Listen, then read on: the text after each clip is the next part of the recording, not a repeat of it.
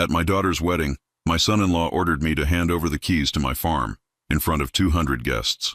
When I said no, he slapped me so hard I lost my balance. I walked out and made a call. He went hysterical when he saw who it was. I'm glad to have you here.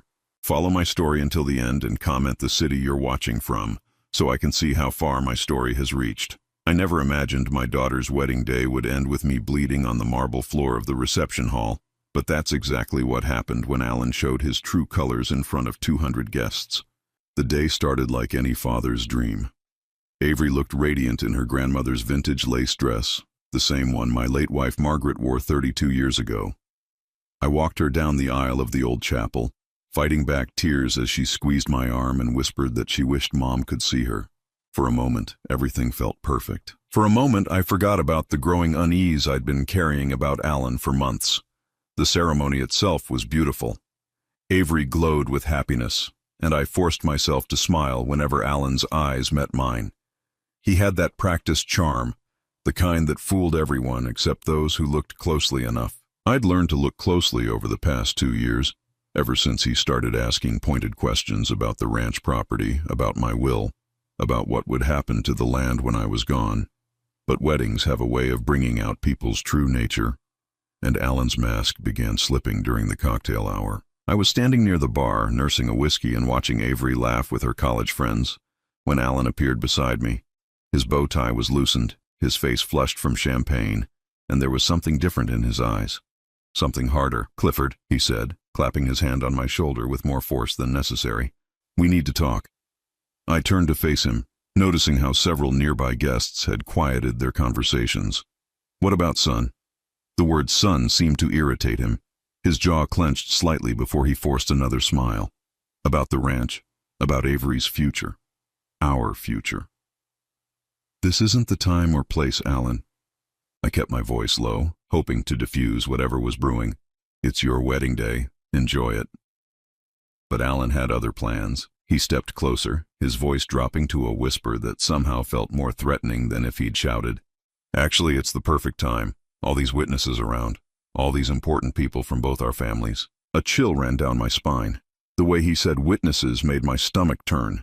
I glanced around and realized we were surrounded by his business associates, his family members, people I barely knew.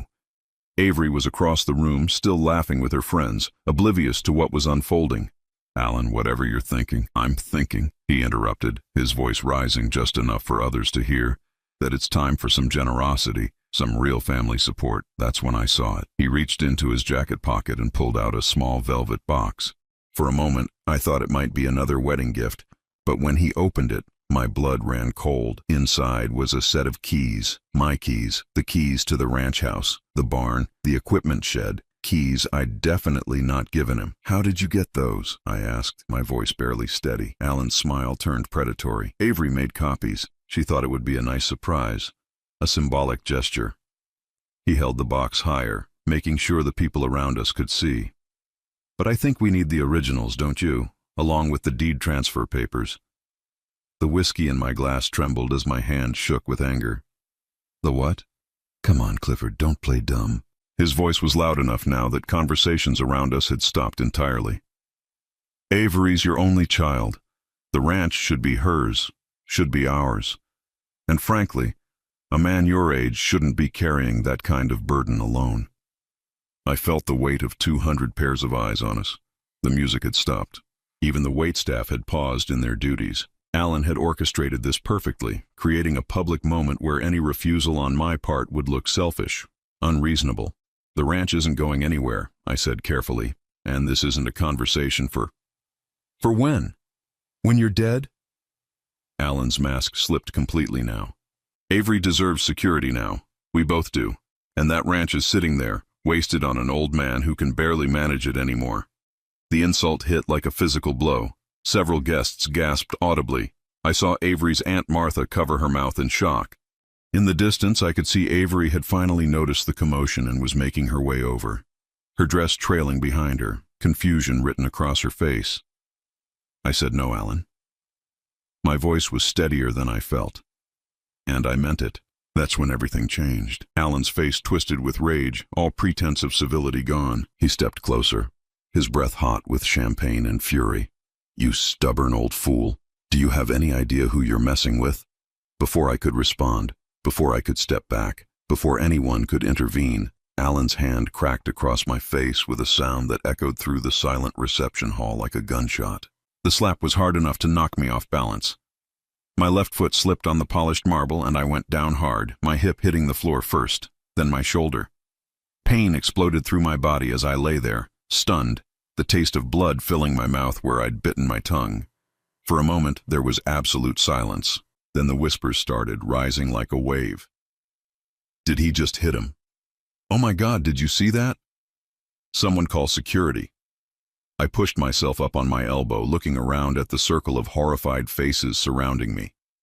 Alan stood over me, his chest heaving, his fists still clenched. He looked as shocked as everyone else, as if he couldn't believe what he'd just done. That's when I saw Avery. She was standing at the edge of the crowd, her hands pressed to her mouth, tears streaming down her cheeks. But she wasn't moving toward me. She wasn't rushing to help her father who'd just been assaulted at her wedding. She was staring at Alan with something that looked like fear. I realized in that moment that this wasn't the first time she'd seen this side of him. Slowly, painfully, I got to my feet.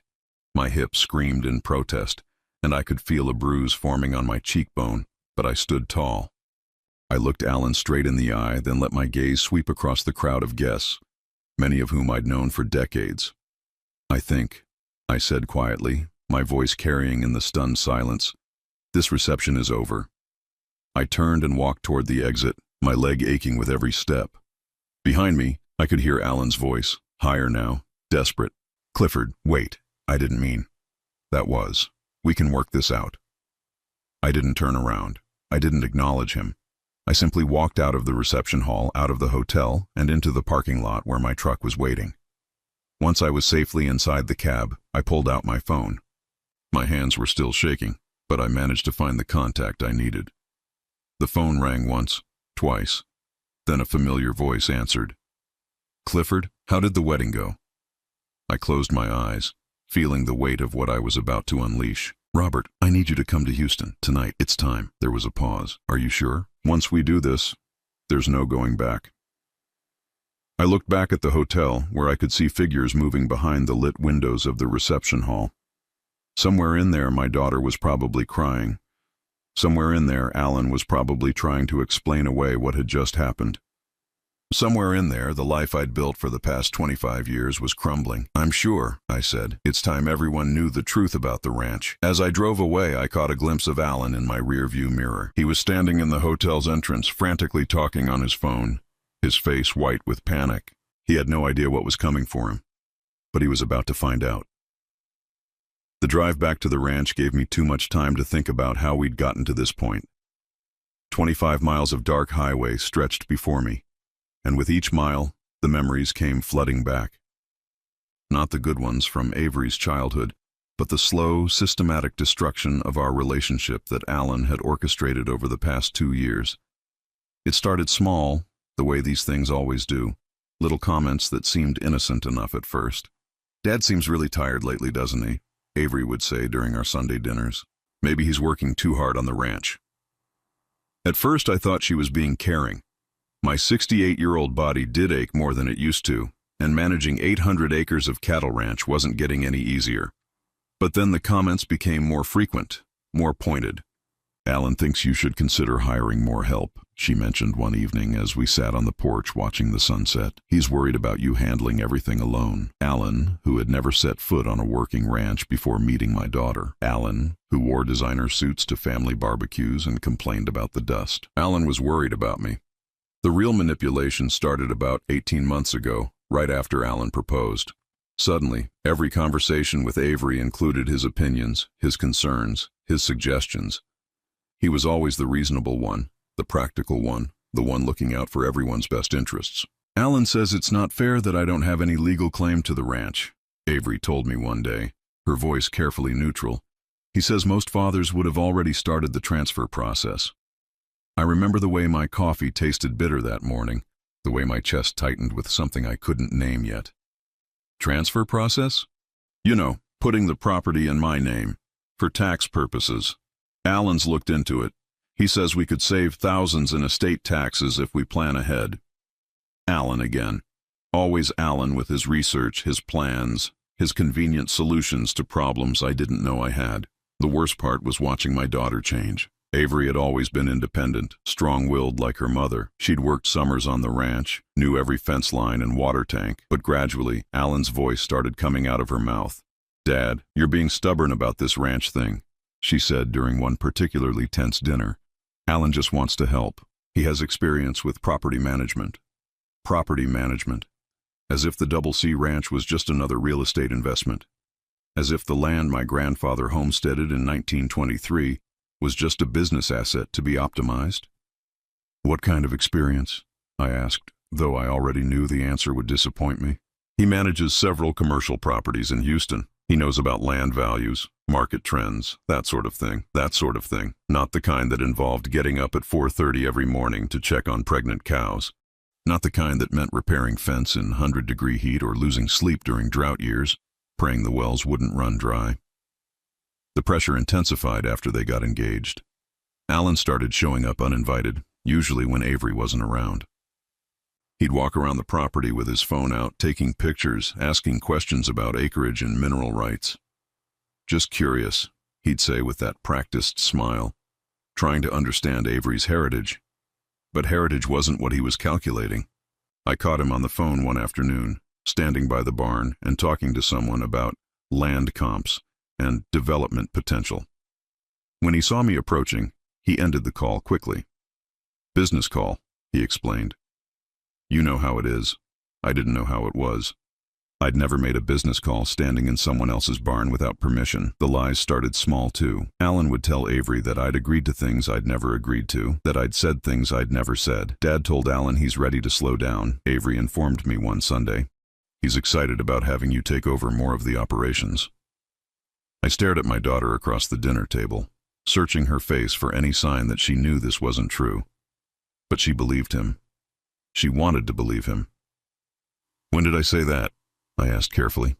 "Last week when you two talked by the south pasture.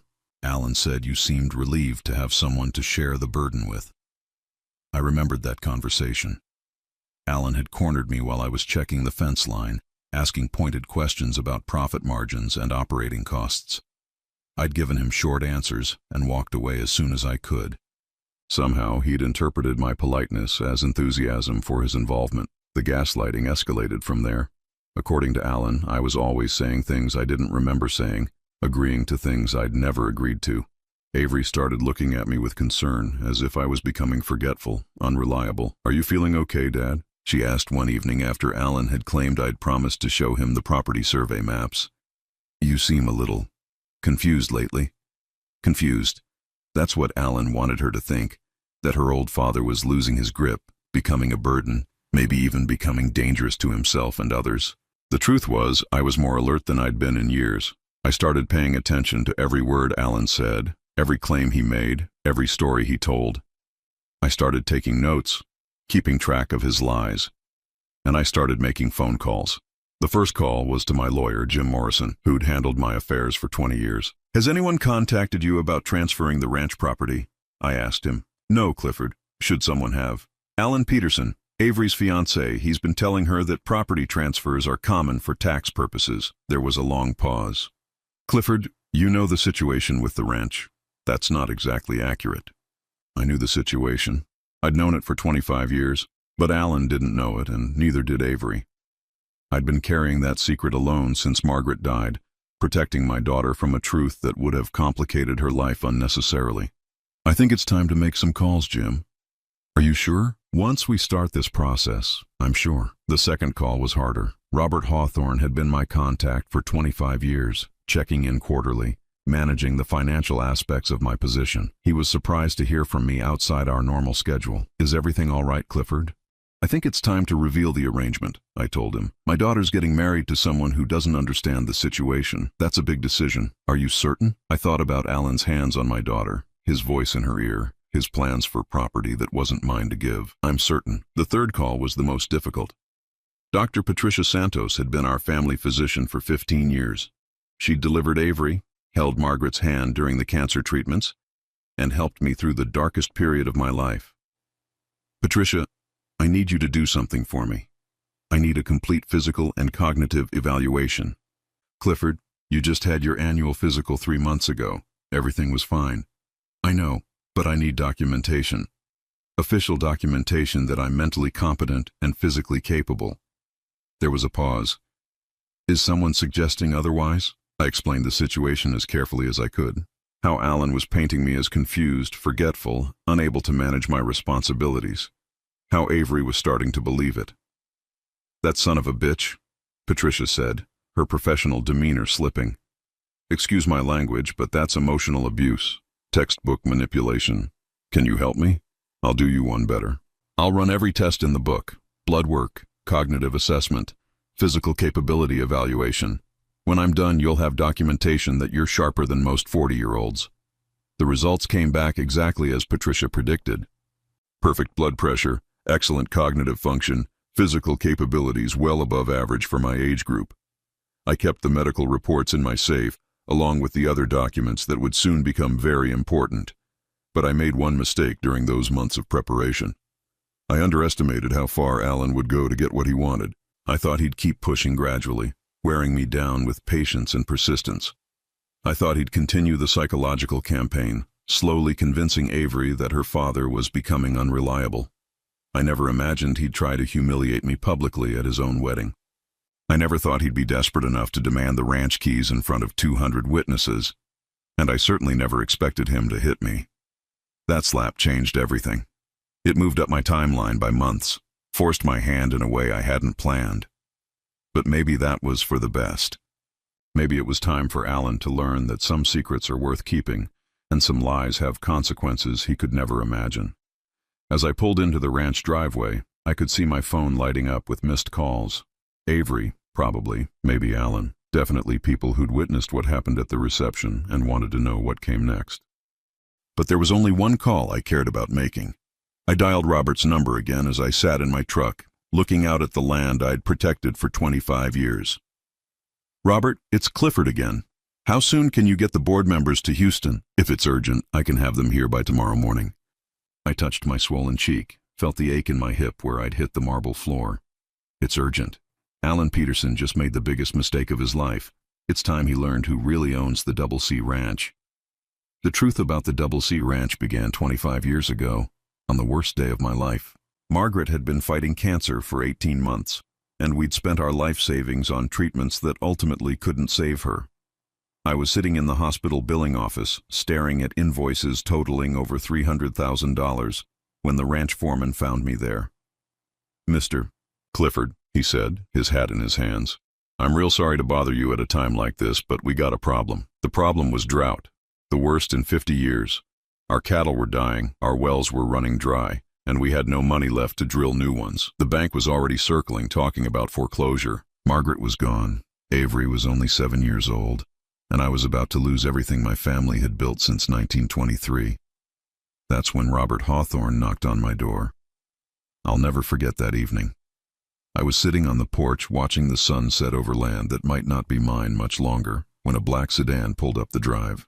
A man in an expensive suit got out, carrying a leather briefcase and wearing the kind of confident expression that comes with serious money. Mr. Wellington, I'm Robert Hawthorne, representing the Meridian Investment Consortium. I understand you might be interested in a business arrangement.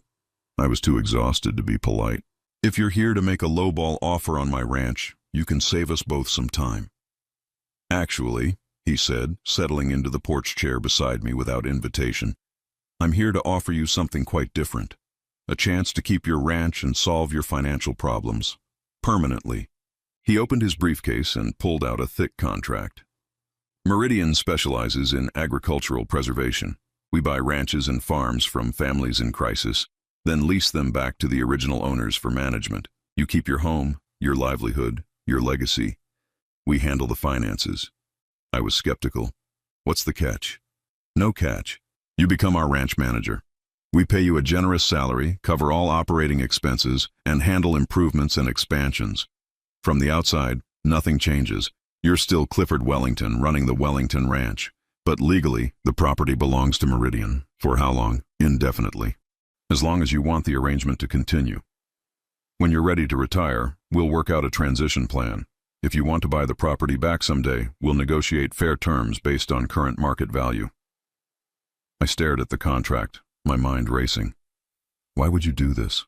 What do you get out of it? Robert smiled. Meridian isn't just any investment group, Mr. Wellington. We represent some very wealthy individuals who believe in preserving American agricultural heritage. They don't need immediate returns. They're playing a longer game. Who are these people? That's confidential. But I can tell you they're patriots who understand that family ranches like yours are the backbone of this country. They'd rather see them preserved and properly managed than broken up and sold to developers. The offer was too good to be true. Salary of $60,000 a year, plus full benefits. All ranch expenses covered, complete autonomy in day-to-day operations, and most importantly, Avery would inherit my position when I was gone, along with the option to eventually buy back the land. I need time to think, of course, but Mr. Wellington, the bank is planning to start foreclosure proceedings next week. This offer expires in 48 hours. I signed the contract that night. What choice did I have? I was drowning, and Meridian threw me a lifeline. The next morning, trucks arrived with drilling equipment. Within a week, we had 3 new wells producing clean water. Within a month, the cattle were healthy again. Within 6 months, the ranch was more profitable than it had ever been under my ownership. For 25 years, the arrangement worked perfectly. Meridian sent quarterly checks, covered all major expenses, and never interfered with my decisions. Robert visited 4 times a year, always friendly and supportive. I was the ranch manager, but to everyone else, I was still the owner. Even Avery believed the ranch belonged to me. I planned to tell her the truth when she turned 21, but she was in college then, focused on her studies and her social life. When she graduated, she moved to Houston for her career. The ranch wasn't part of her immediate future, so I kept postponing the conversation. Then Alan came along and everything changed. The first time he visited the ranch, he walked around like he was conducting an appraisal. He asked pointed questions about acreage, mineral rights, and land values. He wanted to see property records, tax assessments, and profit statements. Just trying to understand Avery's inheritance, he explained when I caught him photographing the barns and equipment. But his questions were too specific, too calculated. He wasn't just curious about Avery's future, he was planning something. I called Robert that week. We might have a problem. What kind of problem? Avery's boyfriend is asking a lot of questions about the property. He's pushing for information I can't give him without revealing the arrangement. How serious is the relationship? Serious enough that he's talking about marriage. There was a long pause. Clifford, you know the terms of the contract. If anyone outside the family discovers the true ownership structure, Meridian has the right to terminate the arrangement immediately. I knew. I'd read that clause dozens of times over the years. It was Meridian's protection against publicity or legal complications. If word got out that wealthy investors were secretly buying family ranches, it could create political problems they wanted to avoid. What are my options? Tell your daughter the truth. If she's planning to marry this man, she needs to know what she's really inheriting. But every time I tried to tell Avery, Alan was there, steering the conversation in different directions, asking his own questions, making his own assumptions. He assumed the ranch was valuable property that would someday belong to Avery. He assumed I was a wealthy landowner who could afford to be generous with wedding gifts and financial support. He had no idea that I was essentially a well-paid employee managing someone else's investment. The pressure intensified after they got engaged. Alan started making comments about improvements he wanted to make, changes he envisioned for the property. He talked about subdividing pastures, developing recreational facilities, maybe even selling off parcels for residential development. This place has incredible potential, he told me one afternoon, standing on the hilltop, overlooking the main house. With the right marketing, we could turn this into a destination ranch, wedding venue, corporate retreats, that sort of thing. My blood ran cold. The Meridian contract specifically prohibited any commercial development without board approval. Alan was planning to turn a working cattle ranch into a tourist attraction. That's not really my vision for the place, I told him carefully. Well, it won't be your decision much longer, will it? He smiled, but there was steel in his voice. Once Avery and I are married, we'll be the ones making those choices. That's when I realized Alan wasn't just planning to inherit the ranch. He was planning to take it over while I was still alive. He was maneuvering to push me aside, convince Avery that I was too old and stubborn to manage the property effectively. I started documenting everything, every conversation, every demand, every lie he told Avery about what I'd supposedly agreed to. I also started preparing for the inevitable confrontation. The medical evaluation was just the beginning. I also had my lawyer prepare a complete dossier on Alan Peterson. His credit history, his business dealings, his previous relationships. What we found wasn't pretty. Alan had a pattern of targeting women with assets. His first marriage had ended when his wife discovered he'd been secretly borrowing against her inherited property. His business partnerships consistently failed, leaving his partners holding the debt while Alan moved on to new opportunities. But the most damaging information came from his current employer. Alan was facing an internal investigation for questionable expense reports and unauthorized use of company resources. He was likely to be fired within the next 6 months. He was desperate, and desperate men do dangerous things. I should have told Avery everything before the wedding. I should have sat her down and explained the whole situation, from the Meridian contract to Alan's financial problems. But I kept hoping she'd see through his manipulation on her own. I kept believing that my smart, independent daughter would recognize what was happening. Instead, Alan escalated to public humiliation and physical violence. He forced my hand in the worst possible way, in front of the worst possible audience. Now, sitting in my truck in the ranch driveway, I knew there was no going back. Tomorrow morning, Robert would arrive with the Meridian board members. Alan would learn that he'd just assaulted the manager of a ranch owned by some very powerful people who didn't appreciate threats to their investments or attacks on their employees. My phone rang, interrupting my thoughts. Alan's name flashed on the screen. I let it go to voicemail, then listened to his message. "Clifford, look, I know things got out of hand tonight. I was stressed, maybe had too much champagne. But we're family now, and family works things out. Call me back. We need to talk about moving forward." Moving forward. As if slapping me in front of 200 witnesses was just a minor bump in our relationship. As if tomorrow would bring business as usual. Alan had no idea what was coming for him. But in about 12 hours, he was going to get an education in the difference between seeming to own something and actually owning it. And more importantly, he was going to learn that some people have friends in very high places. I was up before dawn as usual, but this morning felt different. Every sound seemed amplified. The coffee maker gurgling, my boots on the hardwood floor, the distant lowing of cattle in the east pasture. Today was the day Alan Peterson would learn that some secrets have consequences.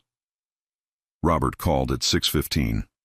We're about an hour out from the ranch. The board members flew in from Dallas, Denver, and Phoenix. They're not happy about being pulled away from their schedules, but when I explained the situation, they agreed this needed immediate attention. How much should I tell them about Alan? Everything. They'll want to understand exactly what kind of threat we're dealing with. I spent the next hour preparing. I pulled out all my documentation, the medical reports proving my competency, the legal assessment of Alan's character and financial situation, the recordings I'd made of our conversations over the past year. Everything that would paint a complete picture of what had been happening. At 7:30, 3 black SUVs pulled up the ranch road, kicking up dust in the morning sun. I watched from the kitchen window as 6 people got out, all wearing business attire that looked out of place against the backdrop of cattle pasture and mesquite trees. Robert led the group, looking exactly the same as he had 25 years ago. Beside him walked a woman in her 60s with silver hair and the bearing of someone accustomed to being the smartest person in the room. The others were men in their 50s and 60s, all carrying themselves with the quiet confidence that comes from real power. "Clifford," Robert said as they approached the porch, "I'd like you to meet the Meridian Board. Margaret Caldwell, Chairwoman; James Morrison, Chief Financial Officer; David Chen, Legal Counsel; Thomas Wright, Operations Director; and Patricia Vasquez, Risk Management." I shook hands with each of them, noting their firm grips and direct eye contact. These weren't people who wasted time on pleasantries. "Mr. Wellington," Margaret Caldwell said, her voice crisp and professional, "Robert has briefed us on the situation. We understand you've been threatened and physically assaulted by someone attempting to gain control of this property.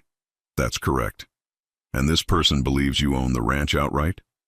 "He does. So does my daughter. I've maintained the fiction for 25 years as required by the contract."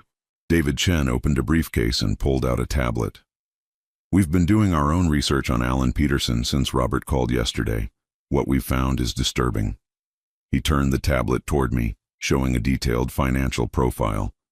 Mr. Peterson is heavily in debt. Credit cards, personal loans, and what appears to be gambling obligations to some unsavory individuals. He owes approximately $150,000 to various creditors. Margaret Caldwell picked up the thread. More concerning is his employment situation. Our contacts at his firm confirm he's under investigation for embezzlement. He's been using company credit cards for personal expenses and billing clients for work that was never performed. They're planning to fire him next week, Patricia Vasquez added. He likely knows it's coming, which explains his desperation to secure assets through marriage.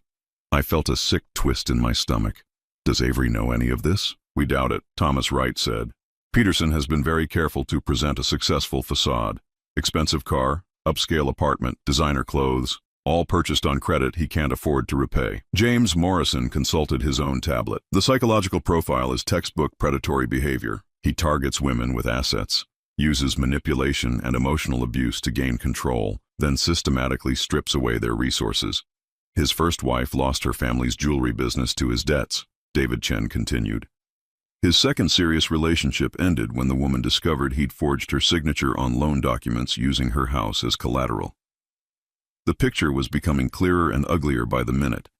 Alan wasn't just an opportunist.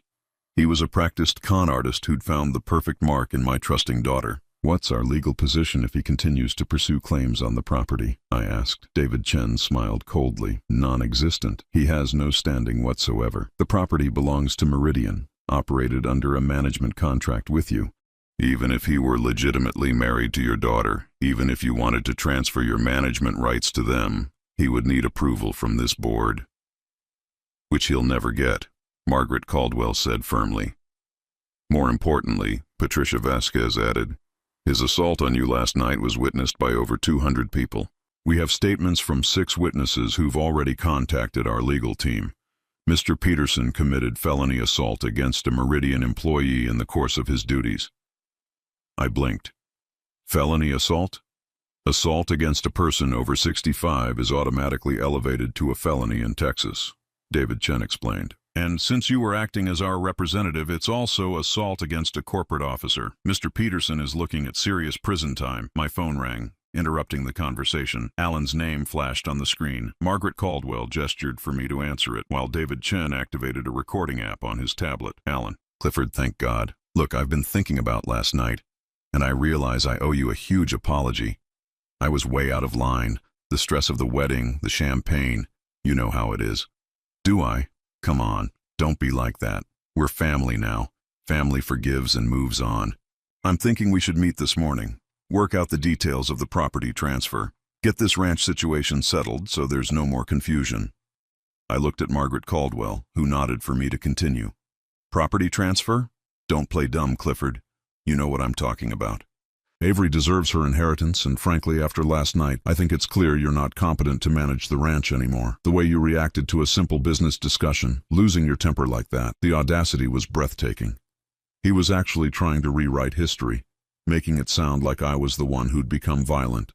Alan, are you seriously trying to claim that I hit you? I'm trying to be diplomatic about it. Look, we all saw what happened. You got agitated, you took a swing at me, you lost your balance and fell. It was embarrassing for everyone, especially Avery. Patricia Vasquez was furiously taking notes, while David Chen made sure the recording was capturing everything clearly. So you want me to transfer the ranch to you and Avery? It's the right thing to do, Clifford, and honestly, it's what Avery wants. She's been telling me for months how worried she is about you living alone out there, trying to manage everything by yourself. She'll feel so much better knowing the property is in responsible hands. Responsible hands, meaning yours, meaning ours. Look, I know you don't like me much, but I'm not going anywhere. Avery and I are married now. I'm going to be part of this family for the rest of your life. We can do this the easy way, or we can do it the hard way. There it was, the threat, delivered with that smooth confidence that had fooled my daughter for 2 years. What's the hard way, Alan? The hard way is lawyers and doctors and competency hearings. The hard way is Avery having to make some very difficult decisions about her father's mental state. The hard way is public embarrassment for everyone involved. Margaret Caldwell's expression had turned to ice. She gestured for me to keep him talking. And if I just sign over the ranch, all of that goes away? All of that goes away. We have a nice family dinner. We put last night behind us and we start fresh. I'm even willing to let you stay on as a sort of consultant. You could keep living in the house, help with day-to-day operations. Think of it as a comfortable retirement. The patronizing tone was unbearable. He was offering to let me stay in my own home as his employee, managing property he thought he was stealing from me. I need to think about it. Don't think too long, Clifford. I've got lawyers on speed dial, and Avery's getting more worried about you by the hour. She spent the whole night crying, asking if her father's losing his mind. He hung up before I could respond. I set the phone down and looked at the faces around me. 5 of the most powerful people I'd ever met, and they all looked furious. Textbook elder abuse, Patricia Vasquez said. Isolation, gaslighting, financial exploitation, and threats of institutionalization. It's all there.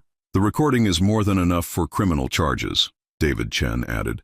Extortion, attempted fraud, and conspiracy to commit elder abuse. Margaret Caldwell stood up. Mr. Wellington, I want you to call Mr. Peterson back. Tell him you've decided to agree to his demands, but you need to meet in person to sign the papers. Tell him to come to the ranch this afternoon. You want him to come here? Oh, yes. We have some things to discuss with Mr. Peterson. It's time he learned exactly who he's been threatening. Thomas Wright checked his watch. I'll call our security team. They can be here in 2 hours. Security team? Robert smiled grimly. Meridian protects its investments, Clifford. And more importantly, we protect our people. Mr. Peterson assaulted one of our employees and attempted to defraud one of our properties. That requires a response. I thought about Avery. Probably sitting in some hotel room right now, confused and heartbroken, believing that her father had somehow caused the disaster at her wedding. I thought about all the lies Alan had told her, all the ways he'd twisted her love for me into doubt and worry. What about my daughter? She doesn't know any of this. She will, Margaret Caldwell said firmly. After we're finished with Mr. Peterson, we'll sit down with your daughter and explain everything. The truth about the ranch, the truth about her husband, and the truth about what he's been doing to both of you. My phone buzzed with a text message from Alan. Noon at the ranch. Bring the deed and any other paperwork. Time to make this official. I showed the message to Margaret Caldwell. She smiled, but there was no warmth in it. Perfect. Mr. Peterson wants to make things official. We'll be happy to accommodate him. Alan arrived at the ranch 15 minutes early, driving his leased BMW like he owned the place. I watched from the kitchen window as he parked near the front porch, adjusting his tie and checking his reflection in the side mirror. He had no idea that 6 of the most powerful people in Texas were watching him from the barn, where they'd positioned themselves with a clear view of the house. The Meridian security team had arrived an hour earlier, 3 former federal agents, who now handled sensitive situations for the consortium. They were stationed around the property, invisible but ready. Margaret Caldwell had been very clear about their instructions. Observe, record, and intervene only if Alan became violent. Remember, she'd told me before taking her position in the barn, let him talk, let him make his demands, give him enough rope to hang himself legally. I opened the front door before Alan could knock. He strode in with that familiar swagger, carrying a leather briefcase and wearing an expression of barely contained triumph. Clifford, he said, not bothering to shake hands. I'm glad you came to your senses. This is really the best thing for everyone. Is it? Absolutely. Avery's relieved that we're finally going to resolve this situation. She was so worried about you after last night. He set his briefcase on the dining table and opened it. I've brought all the necessary paperwork. Transfer of deed, power of attorney documents, everything we need to make this official. I stared at the papers he was spreading across my grandmother's dining table. Legal documents he'd obviously prepared in advance, probably weeks ago. This wasn't a spur-of-the-moment decision prompted by stress and champagne. This was a carefully planned operation. You've been preparing for this for a while. Alan looked up, startled by the observation. For a moment, his mask slipped and I saw calculation in his eyes. Then he forced a smile. Well, I am a businessman, Clifford. I believe in being prepared. After Avery and I got engaged, I started thinking about family assets, estate planning, that sort of thing. Just being responsible. Responsible? I sat down across from him, noting the small recording device David Chen had given me, hidden in my shirt pocket. Tell me about responsibility, Alan. Tell me about your responsibilities to your employer. His hand froze over the documents. What? Your job, Alan, the one you're about to lose for embezzlement. The color drained from his face. I don't know what you're talking about. Sure you do. Company credit cards used for personal expenses. Billing clients for work you never performed. Your bosses are planning to fire you next week. They're probably filing criminal charges too. Alan's eyes darted toward the windows as if he was suddenly aware that we might not be alone. Who told you that? Does it matter? What matters is that Avery doesn't know, does she? She doesn't know about the gambling debts either, or the credit card bills, or the fact that you owe some very dangerous people a lot of money. He stood up abruptly, his chair scraping against the hardwood floor. You've been investigating me. I've been protecting my daughter.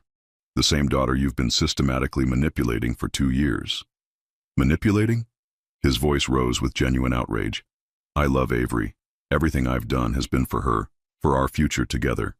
Everything you've done has been for yourself. You saw a lonely woman with a rich father, and you saw an opportunity. Alan's composure cracked completely. Rich father? You think you're rich? This place is mortgaged to the hilt, Clifford. I've seen the financial records. You're barely breaking even on this cattle operation. The only real asset you have is the land itself. There it was. The admission that he'd been researching my finances, planning to liquidate everything I'd worked for. I kept my voice steady. So you want the land? I want security for my wife. Avery deserves better than worrying about whether her aging father can keep this place running. He leaned forward, his tone becoming patronizing again. Look, I know you're proud. I know this ranch means a lot to you, but be realistic. You're 68 years old, you have no help, and this operation is barely profitable. Sell to a developer, invest the money properly, and everyone wins. Everyone wins? You get financial security for your retirement. Avery gets her inheritance while she's young enough to enjoy it. And I get to take care of both of you the way family should. The way family should. Coming from a man who just admitted he wanted to sell my grandfather's ranch to developers. What kind of developer are you thinking about? Alan's eyes lit up with excitement. He pulled out his phone and started swiping through photos. I've already had some preliminary conversations. There's a group out of Dallas that specializes in luxury residential communities. They're very interested in this location. He turned the phone toward me, showing architectural renderings of a gated community called Ranch View Estates. 200 houses, a golf course, and a shopping center, all built on what used to be the Double C Ranch. They're offering $4.8 million for the full 800 acres, Alan continued. Can you imagine, Clifford? $4.8 million. You'd never have to worry about money again. I studied the renderings, feeling sick. You've already negotiated a price? Preliminary discussions only. I told them I needed to talk to the family first. But yes, they're very motivated. They want to break ground next spring. And you get a commission on this sale? Alan hesitated just a moment too long. Well, there would be a finder's fee. Standard in these kinds of transactions. How much? 2%, $200,000. He said it quickly, as if the amount didn't matter. But that's not why I'm doing this, Clifford. This is about family. $200,000. More than enough to pay off his gambling debts and credit cards, with plenty left over for a fresh start somewhere else. Probably without Avery, once he'd served his purpose. What does Avery think about turning her childhood home into a subdivision? Avery wants what's best for you. She trusts me to handle the business side of things. Because you've convinced her that I'm incompetent. Alan's mask slipped again, revealing a flash of irritation. Because you are acting incompetent. This ranch is a losing proposition, and you're too stubborn to admit it. How long do you think you can keep this up? Another 5 years? 10? What happens when you have a heart attack out here alone? What happens when you fall off a horse and break your hip? He was working himself into righteous anger now, believing his own justifications. Avery will inherit this place anyway when you die. All I'm doing is making sure she gets something valuable instead of a pile of debt and broken-down buildings. Very thoughtful of you. It is thoughtful, and it's realistic. But you can't see past your own pride to do what's right for your daughter. That's when I heard the sound of car doors slamming outside. Alan heard it too and moved to the window. Who's that? He asked, his voice suddenly tense. I joined him at the window. Margaret Caldwell was walking toward the house, flanked by David Chen and Thomas Wright. Behind them came Robert and the other board members. All 6 of them wore expressions that could have frozen water. Those are the people who actually own this ranch, I said quietly. Alan spun around to face me. What are you talking about? I'm talking about the fact that I don't own the Double C Ranch, Alan. I never have. I'm the manager. I work for these people. The briefcase slipped from Alan's hands, spilling legal documents across the floor. That's impossible. 25 years ago, I was facing bankruptcy. These people bought the ranch and hired me to manage it. Everything you've seen, everything you've planned, everything you've threatened me for, none of it belongs to me. Alan's face went through a series of expressions. Confusion, disbelief, and finally understanding. You're lying. I wish I were, but those people walking up to my door, they represent a consortium worth about $2 billion. They own ranches, farms, and agricultural properties across 6 states. And you just spent the last year trying to defraud them. The knock on the door came exactly on cue. I opened it to find Margaret Caldwell and her team waiting on the porch. Mr. Wellington, she said formally, thank you for calling us. I believe you have someone here who wants to discuss property transactions. Alan was backing toward the far wall, his eyes wide with panic. This is a setup. No, Alan, I said sadly. This is reality. Something you've been avoiding for a very long time. Margaret Caldwell stepped into the room, her presence immediately dominating the space. Mr. Peterson, I presume? I'm Margaret Caldwell, chairwoman of the Meridian Investment Consortium. I understand you've been making inquiries about our property. Your property? The Double C Ranch. 800 acres of prime Texas cattle land, purchased by Meridian in 1998. Mr. Wellington here is our ranch manager, and an excellent one. David Chen opened his own briefcase and pulled out a thick folder. We have copies of your conversation this morning, Mr. Peterson.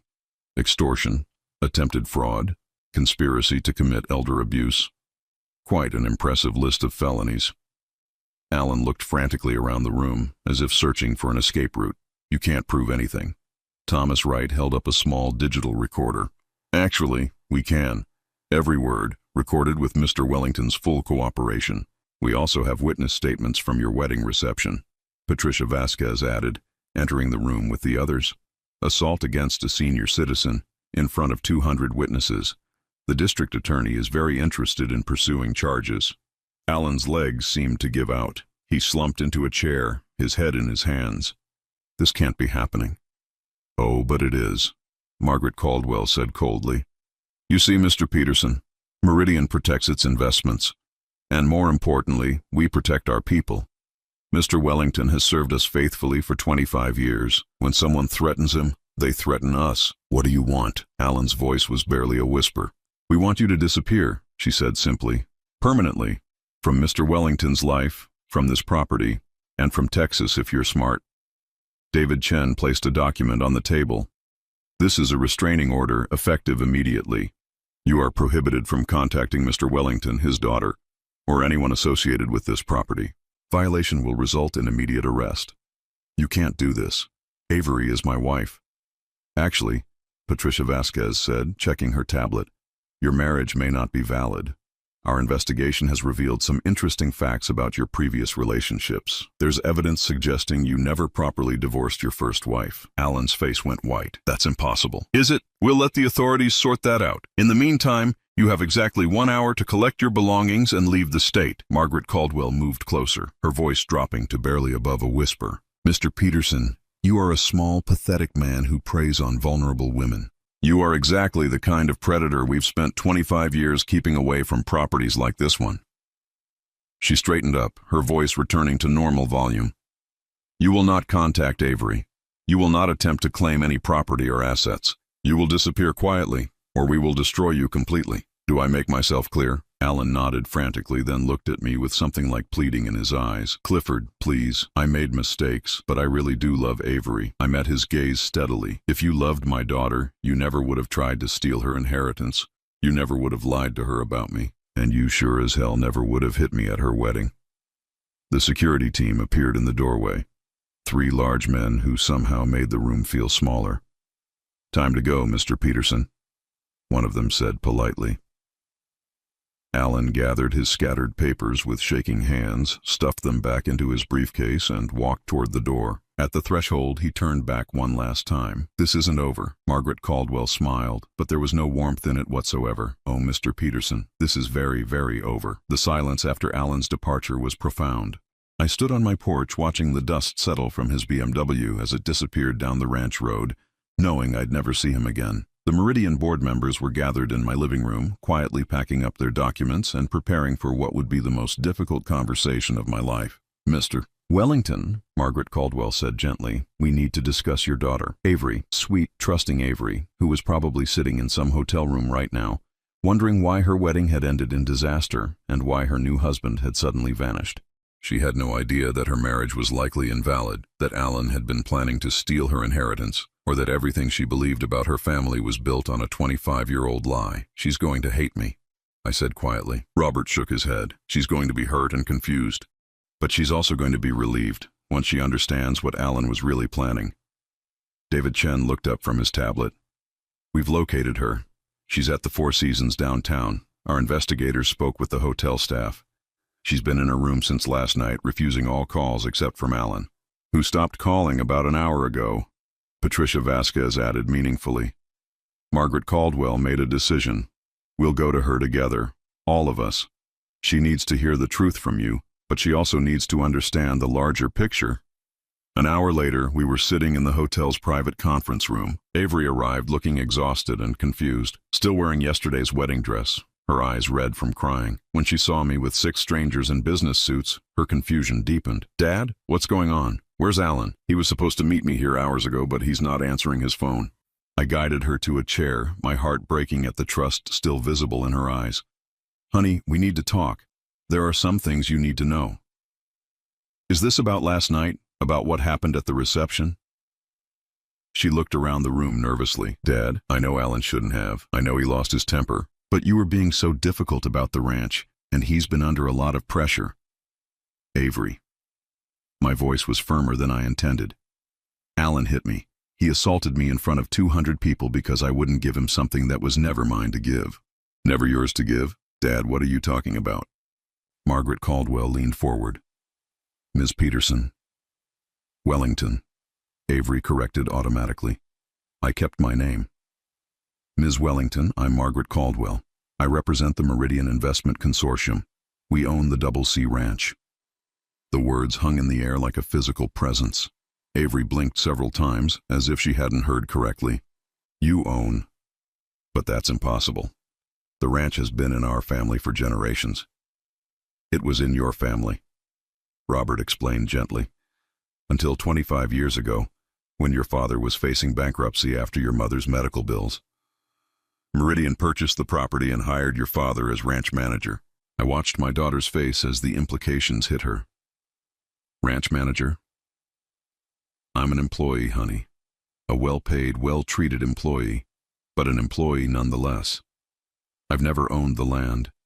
I never had the right to transfer it to you or anyone else." Avery's breathing became shallow.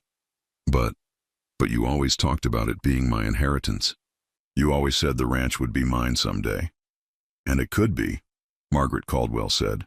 "Meridian has always been willing to sell the property back to the Wellington family, if and when they were in a position to purchase it." "How much would that cost?" David Chen consulted his tablet. "Current market value is approximately $4.2 million. The number hit Avery like a physical blow. She slumped back in her chair, staring at nothing. $4.2 million, Alan said. Alan thought he was marrying into wealth, Thomas Wright said bluntly. He spent 2 years planning to steal what he believed was your inheritance. Patricia Vasquez opened her briefcase and pulled out a thick folder. "Ms. Wellington, we need you to understand exactly who you married. Alan Peterson is a con artist with a pattern of targeting women with assets." For the next 30 minutes they laid out everything. Alan's debts, his employment problems, his history of financial fraud. They showed her the recordings of his phone calls, the evidence of his manipulation, the proof that he'd been planning to sell the ranch to developers. But the worst revelation came last. "There's also evidence suggesting that your marriage may not be legally valid," David Chen said carefully. "Alan appears to have never properly divorced his first wife." Avery made a sound like a wounded animal. "He's married to someone else?" "Was married. The first wife has been missing for 3 years. There's an ongoing investigation." My daughter doubled over as if she'd been punched in the stomach. I reached for her, but she pulled away. "Don't," she whispered. "Just don't." We sat in silence for several minutes. I could hear traffic outside, the distant sound of the city continuing its daily business while my daughter's world fell apart in a hotel conference room. Finally, she looked up at me with eyes full of pain. Did you know? About Alan, I mean. Did you know what he was doing? I suspected. I tried to investigate, but I couldn't prove anything until recently. Why didn't you tell me? It was the question I'd been dreading. Because I hoped you'd see through him on your own. Because I didn't want to be the father who destroyed his daughter's happiness based on suspicions. And because you were afraid I wouldn't believe you, she said quietly. I nodded. He was very good at making me look like the problem, making you doubt my judgment, my competency. Avery was quiet for a long time, processing everything she'd learned. When she finally spoke, her voice was steady but distant. I need time. I need to think about all of this. Margaret Caldwell stood up. Of course, take all the time you need. Mr. Wellington's position at the ranch is secure for as long as he wants it. And if you ever decide you want to discuss purchasing the property, we're always willing to negotiate with the Wellington family. After they left, Avery and I sat alone in the conference room. The silence stretched between us, filled with 25 years of secrets and 2 years of manipulation. I feel so stupid, she finally said. You're not stupid. You're trusting. There's a difference. Is there? I let a stranger convince me that my own father was losing his mind. I believed Alan when he said you were becoming forgetful, unstable. I actually started researching nursing homes, Dad. I was planning to have you declared incompetent. The confession hit me harder than Alan's slap had. Honey, no, let me finish. I let him poison my relationship with you. I let him make me doubt everything I knew about the man who raised me, who worked himself to the bone to give me a good life after Mom died. Tears were streaming down her face now. And for what? For a man who saw me as nothing but a path to money he could steal. I reached for her hand, and this time she didn't pull away. Alan was a professional. He knew exactly how to manipulate both of us. But I should have known better. I should have trusted you. We sat holding hands while she cried, both of us grieving for different things. She was mourning the loss of her marriage, her trust, her sense of judgment. I was mourning the relationship we'd lost to Alan's lies, and the innocence she'd never get back. 3 months later, Avery moved back to the ranch. Not permanently, but for an extended stay while she sorted out the legal mess of her invalid marriage and rebuilt her life. The annulment was surprisingly simple once Alan's bigamy was confirmed. He never contested anything, probably because he was too busy staying ahead of both creditors and law enforcement. We never heard from him again. The last report from Meridian's investigators placed him in Mexico, apparently trying to start fresh with a new identity. I hoped he'd learned something from his experience, but I doubted it. Men like Alan Peterson rarely change. The ranch felt different with Avery there. She threw herself into the work with the intensity of someone trying to outrun her thoughts. She learned to mend fences, helped with cattle vaccinations, and took over the bookkeeping with an efficiency that impressed even Margaret Caldwell during her quarterly visits. Your daughter has excellent business instincts, Margaret told me one afternoon as we watched Avery negotiate with a cattle buyer. If she ever wants to make an offer on the property, I think the board would be very receptive. But money wasn't the issue anymore. Avery's trust fund from her mother's life insurance combined with her own savings and earning potential would be enough for a down payment. The real question was whether she wanted to tie herself to this place, to this life, after everything that had happened. The answer came on a quiet Sunday evening in December. We were sitting on the porch, watching the sunset paint the sky in shades of orange and pink when she finally brought it up. I want to buy the ranch, she said simply.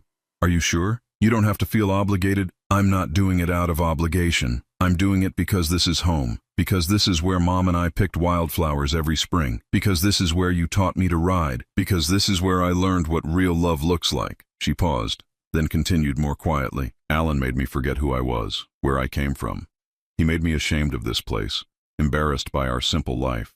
But there's nothing simple about what you've built here, Dad. There's nothing embarrassing about honest work and taking care of the land. 6 months later, the transfer was complete.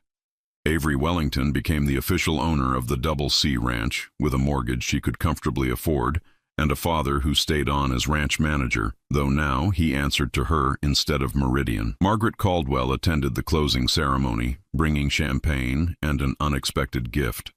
25 years ago, Meridian bought this ranch to preserve it, she said, raising her glass. Today, we're selling it back to the family that loves it most. It's exactly the outcome we hoped for when we first met your father.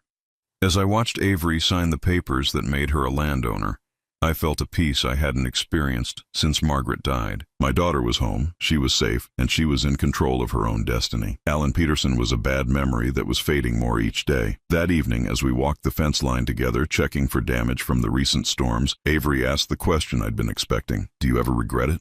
Keeping the truth about Meridian from me for so long? I considered the question carefully. I regret that it made you vulnerable to Alan's manipulation. I regret that it complicated your relationship with the ranch. But I don't regret protecting you from financial worries when you were young.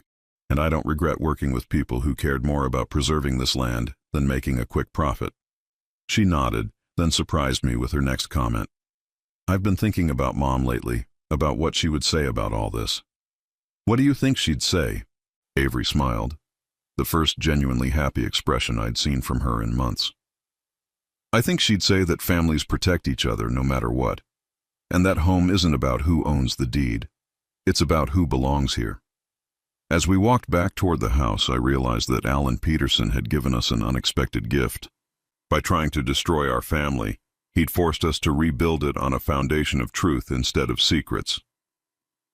We were stronger now, more honest with each other, more appreciative of what we had. The ranch lights were warm and welcoming as we approached the house. Somewhere in the distance, cattle were settling in for the night. The land stretched out around us, familiar and comforting, ours again in the way that mattered most. I was finally free from the weight of secrets, and my daughter was finally free from the influence of a man who'd never deserved her trust. It wasn't the ending either of us had planned, but it was the ending we needed. Sometimes the best revenge is simply outlasting those who try to destroy you. Sometimes the greatest victory is finding peace with the truth, no matter how complicated that truth might be. Now I'm curious about you who listened to my story. What would you do if you were in my place? Have you ever been through something similar? Comment below, and meanwhile, I'm leaving on the final screen 2 other stories that are channel favorites, and they will definitely surprise you. Thank you for watching until here.